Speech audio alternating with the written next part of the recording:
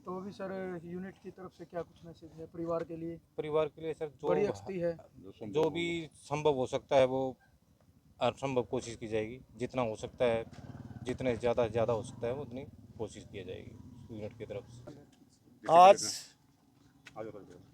मैं समस्त पाथरी गांव के सभी गणमान्य व्यक्ति, सभी समस्त पंचायत, सभी यंगस्टर्स और जितने भी इंडियन वेटरन ऑर्गेनाइजेशन के हमारे जितने सभी पदाधिकारी, 8 मैकेनाइज जिसका जींद के एरिया ऑफ रिस्पॉन्सिबिलिटी है और उसके यूनिट से आए हुए हमारे सरदार साहबान, उनके साथीगण, आज सुधीर की अंतिम यात्रा के अंदर जितना जन समूह और सभी यंगस्टर और बच्चे, पूरा परिवार, पूरा गांव ने जो एक भावभीनी श्रद्धांजलि और पुष्प अर्पित करके जो मान और सम्मान दिया है, बहुत ही काबिल तारीफ है। सुधीर, जैसे अभी आपको हमारे 57 इंजीनियर रेजिमेंट जो कि जीरकपुर में है, 23 मार्च 2004 को वो इनरोल्ड हुए थे, भर्ती हुए थे और आज वो भगवान को अंतिम यात्रा के अंदर परमात्मा के चरणों में विलीन हुए हैं।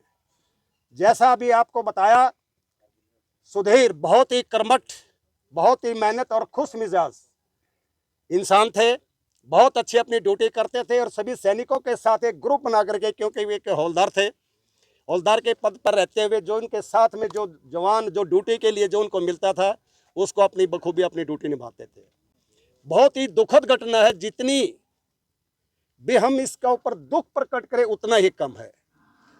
उनकी एक बहुत ही प्यारी बच्ची भी उनके साथ एक्सीडेंटल में मृत्यु को प्राप्त हुई। 2 बच्चे दोनों है जो डिसेबल्ड कहें उनको, एक का ऑपरेशन हुआ है, एक का ब्लड कैंसर से पीड़ित है। इस परिवार के लिए जो दुखों का पहाड़ टूटा है, हम सब पूरी इंडियन वेटरन ऑर्गेनाइजेशन उनके साथ में है। जो भी उनको सरकार की तरफ से, हमारे डिफेंस की तरफ से जो भी उसको मैक्सिमम जो बेनिफिट्स जो मिलेंगे वो हम उनको दिलवाएंगे। और इनके पूरे डॉक्यूमेंटेशन वगैरह के लिए यहाँ के यूनिट से इनके जो बंदे आए हुए हैं, पूरी अपनी कागजी कार्रवाई वो करके जा रहे हैं और मैक्सिमम इनको सहायता जो वो मिलेगी। लेकिन इसके साथ साथ हमारी ही नहीं, गांव वासियों से भी हमारा निवेदन है, हाथ जोड़ करके निवेदन है कि इस मुहिम को, इस दुख की घड़ी में परिवार के साथ खड़े होकर के गांव के सरपंच, मौजूद गणमान्य व्यक्ति भी सरकार से गुहार लगाए कि इस परिवार के पास आजीविका का कोई साधन नहीं रहा। उन बुजुर्ग माँ बाप, उन असहाय बच्चों का, परिवार का पोषण करने के लिए सरकार से गुहार लगाए और इनको एक्स ग्रेसिया के तहत जो भी संभव हो, जो भी गवर्नमेंट की पॉलिसी है, इनको कहीं नौकरी का और आर्थिक मदद देने का जो प्रयास करे। इसमें सभी गांव वालों की एक सती है। किसी सैनिक की धर्म और जाति नहीं होती, कोई क्षेत्रवाद नहीं होता, देश का सैनिक जो शहीद होता है।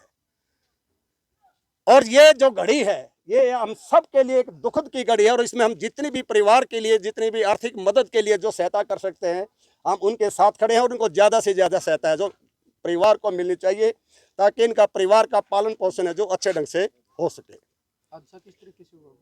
हादसा जैसे आपने पेपरों में भी पढ़ा होगा, ये एक पार्ट ऑफ फेयर वार्षिक छुट्टी का एक अंश होता है, उसको लेकर के ये 77 डेज के लिए छुट्टी आए हुए थे और अकस्मात और भगवान की ऐसी घटना, 2 दिन पहले छुट्टी आए थे और वो छुट्टी के दौरान आने के बाद में जैसे हमारे हिंदू कस्टम, हिंदू रीति रिवाज और परंपराएं जो चली आ रही हैं कि ये अपनी बुआ जी के कोथली देने के लिए जा रहे थे, जैसे हमें पता लगा।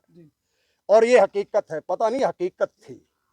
ये अपनी बुआ के जा रहे थे, हमारे हिंदू परंपराओं को निभाते हुए। कहीं पेट्रोल पंप पे उन्होंने तेल वगैरह डलवा करके जो बाहर से जो दूसरी मोटरसाइकिल थी, वो कुछ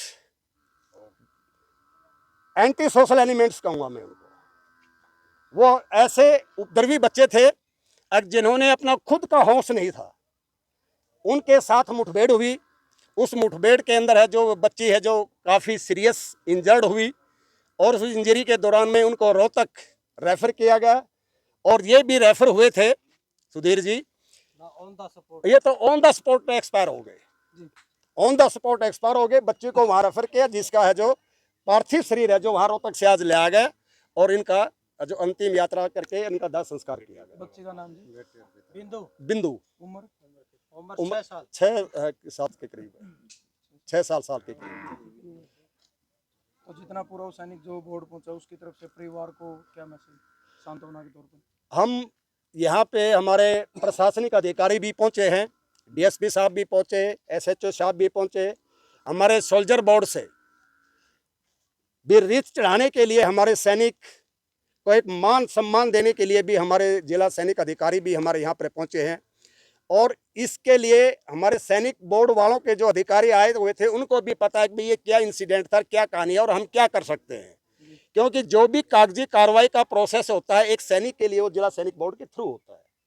तो उसके मार्फत है जो हमारी कागजी कार्रवाई होगी, जितना भी मैक्सिमम बेनिफिट देने के लिए, जो भी एक बेनिफिशरीज को जो चीज़ें मिलती है वो देने के लिए हमारा पूरा प्रयासरत रहेगा। और हम सोल्जर बोर्ड से भी इसके लिए जो अप्रोच करेंगे, हम खुद मिलेंगे, कोई भी दिक्कत होती है तो ये दुखी परिवार के साथ में हमारा पूरा इंडियन वेटरन ऑर्गेनाइजेशन साथ खड़ा है। तो जैसे बच्चों के बारे में आपने बताया, दोनों बच्चे बीमार थे, उनके लिए इलाज? बिल्कुल, ये बहुत ही दुखद घटना, आप लोग भली भांति जानते हैं कि बच्चे इलाज नहीं रुकेगा उनका इलाज नहीं रुकेगा।